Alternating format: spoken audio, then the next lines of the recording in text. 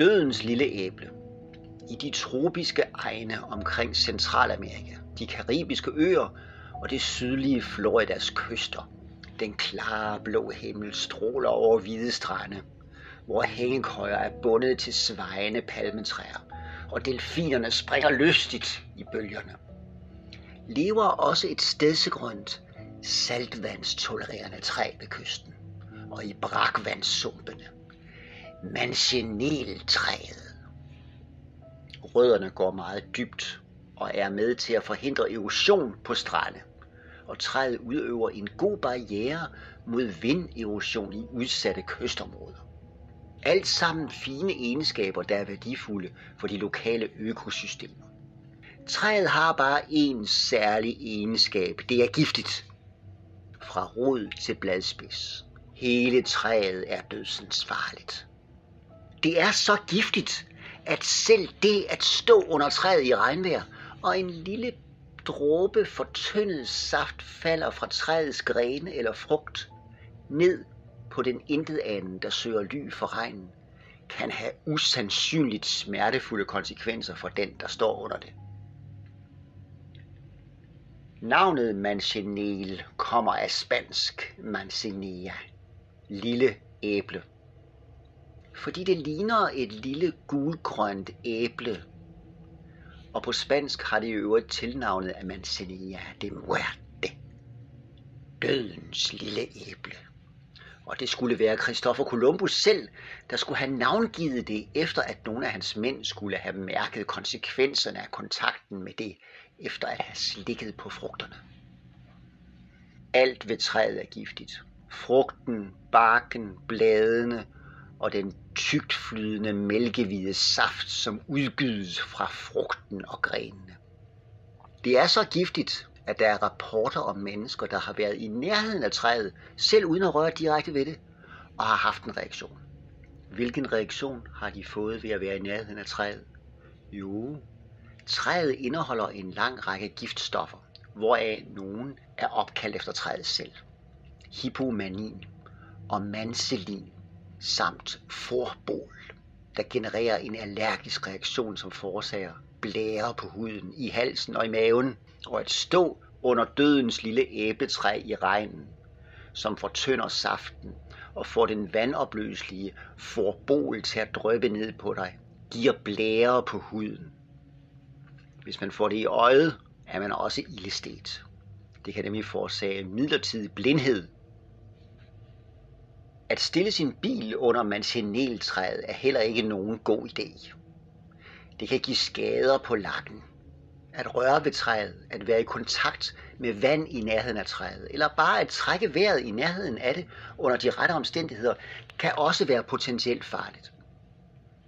Hvis træet brænder, eller man af vandvare er kommet til at lægge grene eller blade fra dødens lille æbletræ på bålet, så kan røg fra bålet i øjnene forårsage blindhed.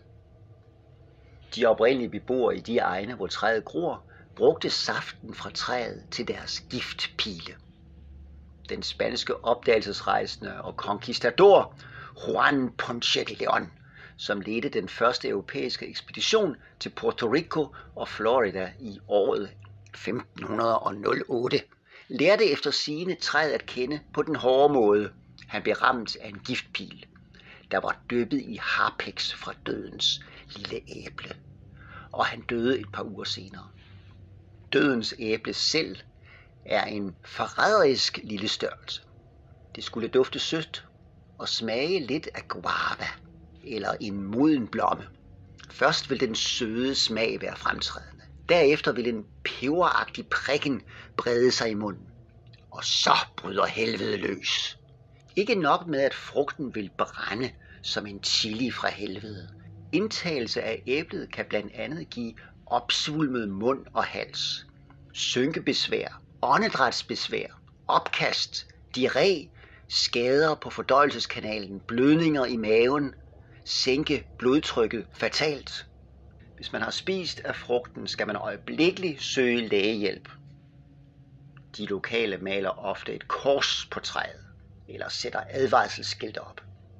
Men selvom træet er så farligt, så er dets værdi som værn mod kysterosion og læhegn på de mellemamerikanske strande for værdifuldt til, at man vælger at fjerne træet, som i øvrigt er registreret som en truet art i Florida. Man skal aldrig dømme en plante på dets udseende, heller ikke på vore breddegrader. Brændeldens prikken dækker over en lang række sundhedsfremmende egenskaber, mens det yndige kermesbær, som til forveksling ligner et brombær, kan give kvalme, åndedrætsbesvær i værste fald, være dødeligt giftigt.